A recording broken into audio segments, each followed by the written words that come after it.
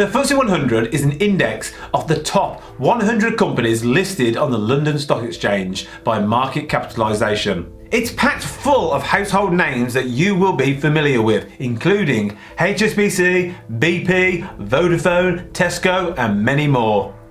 But do you know what risk you are taking on when you invest in the FTSE 100? As many of the companies listed on the London Stock Exchange are UK companies, that FTSE 100 index is often seen as a barometer of the UK economy, but this is not really the case anymore. The FTSE 250 is a far better indicator of the UK. This is because the companies that make up the FTSE 100 actually generate around 71% of their revenues overseas. After all, they are huge global companies. In this video, we're going to look at some of the biggest risks that come from investing in the FTSE 100 index, and some will surprise you. Let's check it out.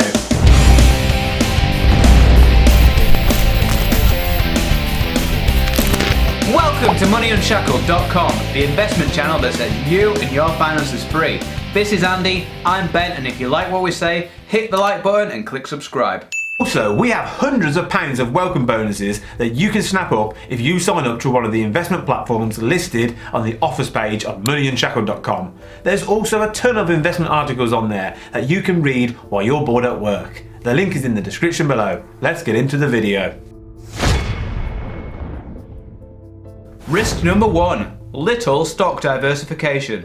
Many investors invest in indices like the FTSE 100 for instant diversification, but look closer and the FTSE 100 is not all that diversified at all. Just a few stocks dominate the index. Just 5 companies make up around 32% of the index. Shell, HSBC, BP, AstraZeneca and GlaxoSmithKline, and the top 10 make up about 48%. Some of you will be okay with this, but for us, this means that we want further diversification. One way to achieve this but still invest in the FTSE 100 is to buy an equal weighted FTSE 100 ETF, such as the Xtrackers FTSE 100 Equal Weight ETF.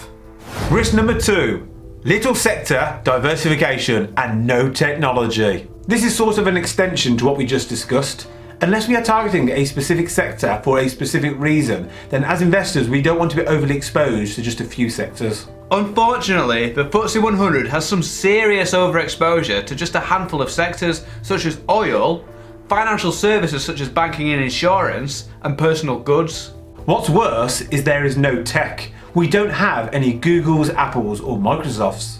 Technology is the future of business. There's a reason why tech stocks have what seems to be crazy valuations. They are expected to make huge future profits. These tech companies are going to dominate our lives, and yet the FTSE 100 has zero direct exposure. The risk here is that the FTSE 100 is left way behind, unable to keep up with the tech-heavy index of the S&P 500. This means you cannot just invest in the FTSE 100, you need exposure to other industries that are expected to make huge future profits. One techie area that the UK does excel in is fintech, but again this is just further exposure to the financial sector. Risk number 3. Currency fluctuations. If you watch the FTSE on a regular basis, you will have noted that since the Brexit vote, there has been an inverse relationship between the FTSE and sterling. Meaning that when sterling goes down, the FTSE goes up. Whenever the pound gets weaker, UK stocks and therefore the FTSE has usually gained in value, but why is this? The prevailing logic has been that a weaker pound boosts the overseas earnings of UK stocks. And this makes perfect sense because UK stocks make the majority of their earnings internationally. Therefore, negative Brexit news has often had a very positive impact on UK stocks, sending the value of the big blue chips skyrocketing.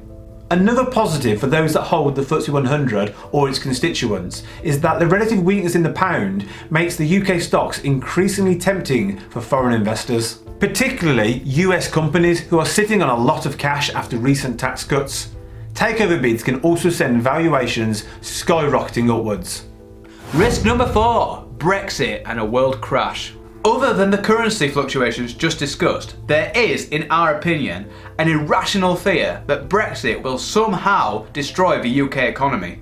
But let's say this does happen and Britain's economy does tank. The FTSE will be affected, but probably not significantly, due to the FTSE 100 being more of an international stock market than a UK domestic one. In this scenario, its little brother, the FTSE 250, would almost certainly struggle as it has more exposure to the UK economy. But then again, if Europe and possibly the world are dragged into a recession caused by Brexit, then this will have serious consequences on the FTSE 100 too.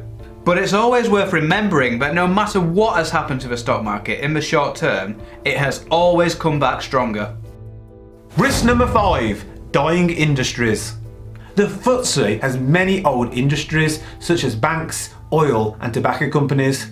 Many people believe that they've had their day and their time is now over. Banks were crippled during the financial crisis of 2008 and never fully recovered, and face constant pressure from new technologies such as peer-to-peer lending, which are removing the need for banks. Oil is constantly being demonised, and more renewable energy seems to be only a matter of time. Alongside health concerns, tobacco is being taxed left, right and centre, which is not good for tobacco profits. Good companies are able to adapt to threats and respond to new opportunities. No matter what happens, I know we'll be looking for bargains. When the stock market falls, we're buying. Only a few times in a lifetime does the stock market have incredible deals that are far too good to miss. Make sure you're ready when the time comes. Maybe after Brexit? Question of the day. What other risks do you think that the FTSE 100 faces, and what are you doing to mitigate it? Let us know in the comments below. Thanks for watching! On this channel we talk a lot about personal finance, investing and all things money. If you want to see more great content, please click the subscribe button below. This is MoneyUnshackled.com. See you next time.